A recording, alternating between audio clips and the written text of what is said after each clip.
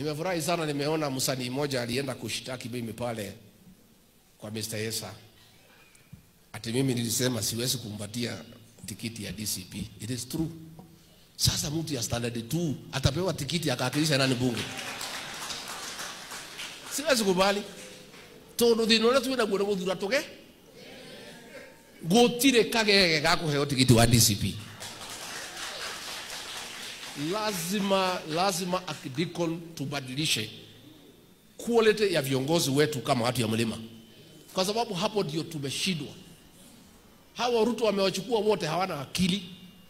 Akiwaambia finance bill ni mzuri wanasema ndio, akiwaambia ni mbaya wanasema ndio.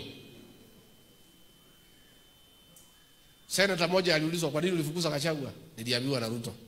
Makosa yake ilikuwa gani? Hata sijui, ni Ruto aliniambia. These are the kind of leaders ambaye tuko nao.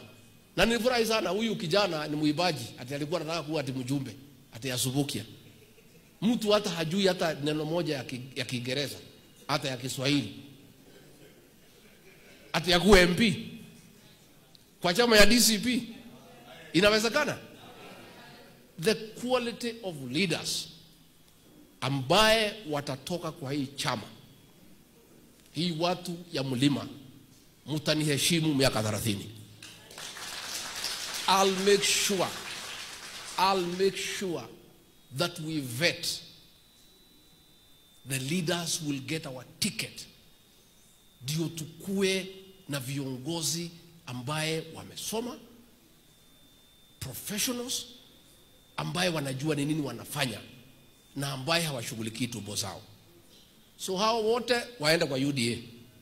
Hiyo tugege yote waende huko. Kwa une madima yote tikiti tutakutana na hao kwa kiwanja. Si ndio? Hata iko wengine ati wanataka direct ticket. Wapi? Hakuna. Utaenda kwa kiwanja. Upiganie na tutapima, tutamulika wewe. Hata part of our nomination exercise kutakuwa na debate. Yeah? Kutakuwa na debate.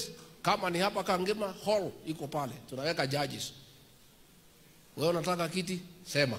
What is your vision for the people of Kangema? Na unaulizwa maswali na Kiingereza ile kali.